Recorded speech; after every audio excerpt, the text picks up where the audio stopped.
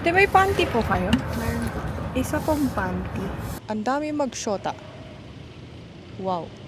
Tagal na yun, mama. Tagal na yun, mama.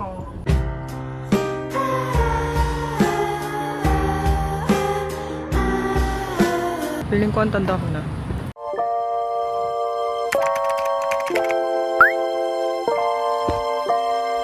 Hi guys! We are in UP.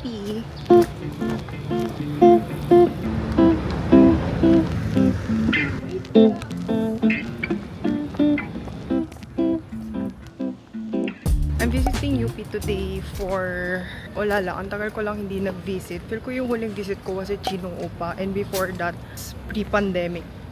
Was it? Basta sobrang tagal na. For today's video, I'm going to be sharing with you guys the foods that I often ate while I was a student here. So, let's go! Yung nasa worry ko di ba? Tagal ko na nag-graduate. Ang tagal ko ng estudyante dito. So, feeling ko yung mga ibang kainan di na nag-e-exist.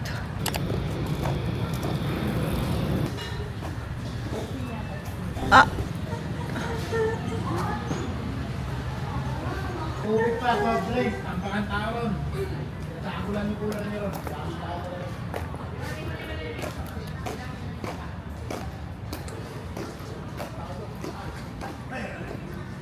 Oh! Wala na yung kinakainan ko dito.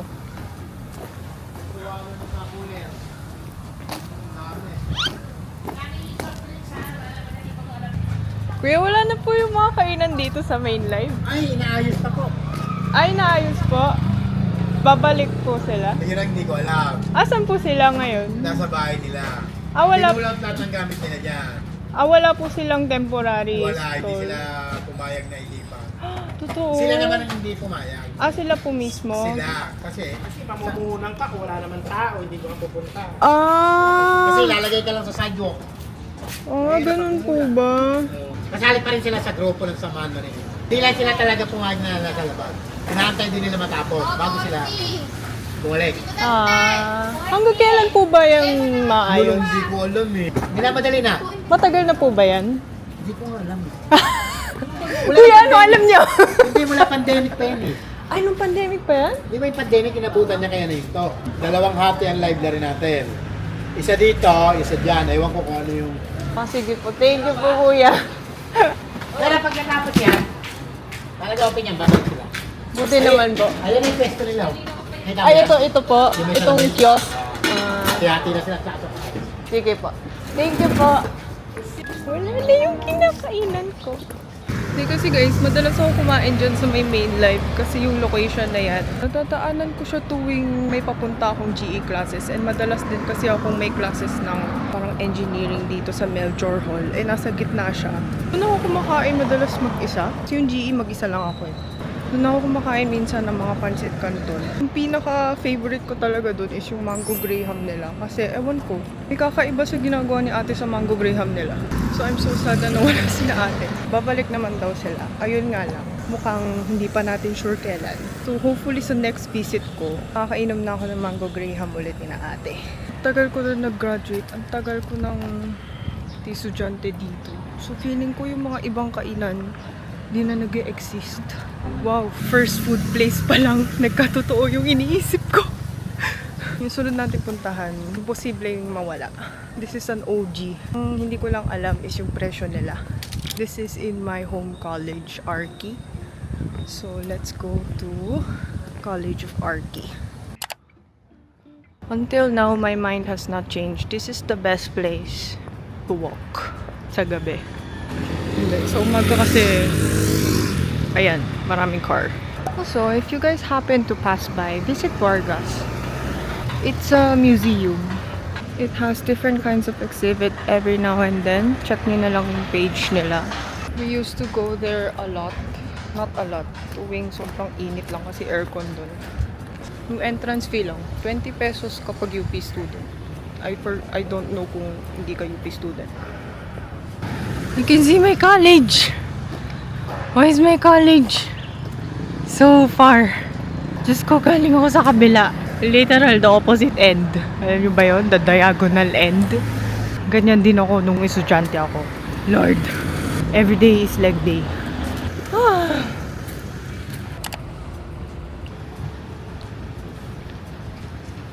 We are here.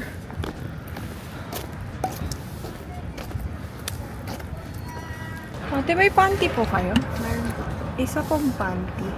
Isa rin pong... Wow, dami nyo na menu. Isa pong siomay. Chili garlic po. Opo. Magkano pa? 170.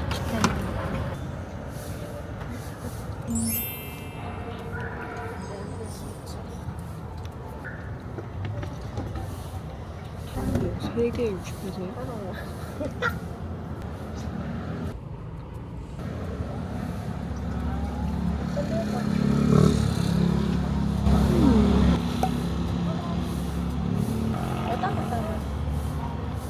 Ate, matagal po ba yung panty? Ah, ito po ba? Thank you po. Sorry, dati ate, di po kasi ganito dati. Ay, nasa baso pa dati. Ba? Tagal na yun, mama. Ibig sabihin ngayon ka lang ulit na pabili. Opo. Nung pandemic pa po ako eh. Wait, need your bag?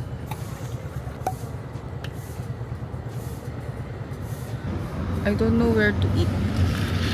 Unang punta ko ng arcade, this was 40 pesos apat.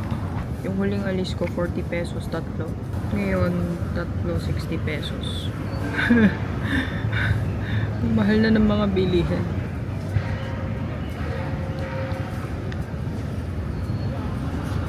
Ulma. Kasi alam nyo, naglakad-lakad na ako. Pero ang kanina ko pang iniisip is yung sinabi ni ate na ang tagal na nun ah. Tagal na yun, mama. Tagal na yun, mama.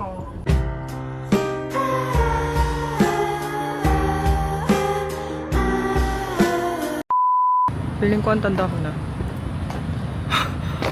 Hindi ko pala na-explain. Panty is pandanty.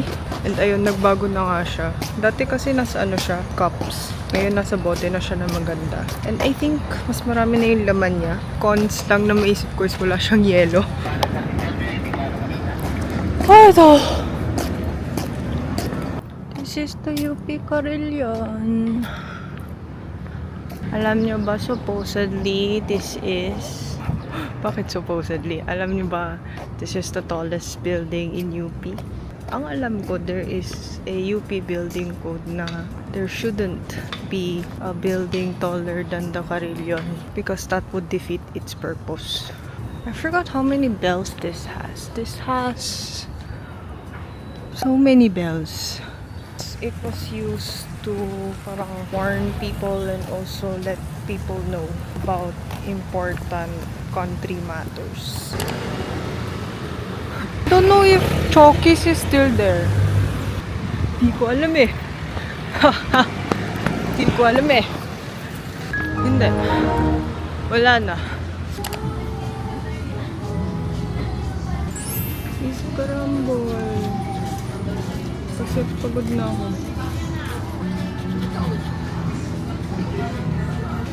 Basta pa.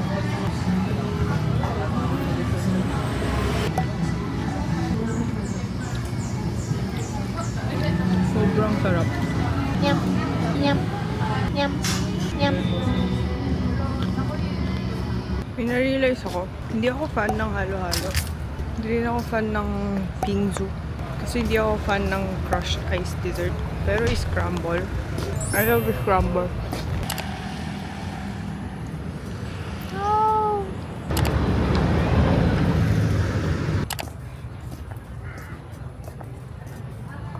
Uupo sana ako doon sa Beta Walk.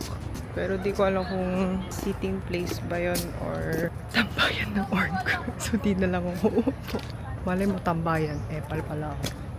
Hi guys, I think I will end the vlog here now because first of all, pagod na ako.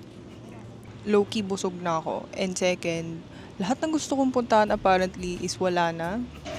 Feeling ko sign to na sobrang tanda ko na. Yung Chokis, Chocolate Kiss, it is a cafe na sikat dito dati sa bahay na alumni. And meron kasi dun na cake. It was a chocolate cake covered in this marshmallow na spiky and sobrang sarap niya. I'm so sad na hindi ko siya matitikman ulit. Some thoughts lang. Ngayon lang ulit ako pumunta ng UP. Ang daming pagbabago in the landscape kasi ang daming new public spaces na accessible to everyone. Like marami ng public garden spaces, which is, always a good thing, especially coming from a landscape architecture graduate. Second, it seems angkas is one of the primary modes of transportation now within UP Diliman. Nakakagulat lang kasi dati walang angkas syempre. Third, ang dami magshota. Wow. Sana all.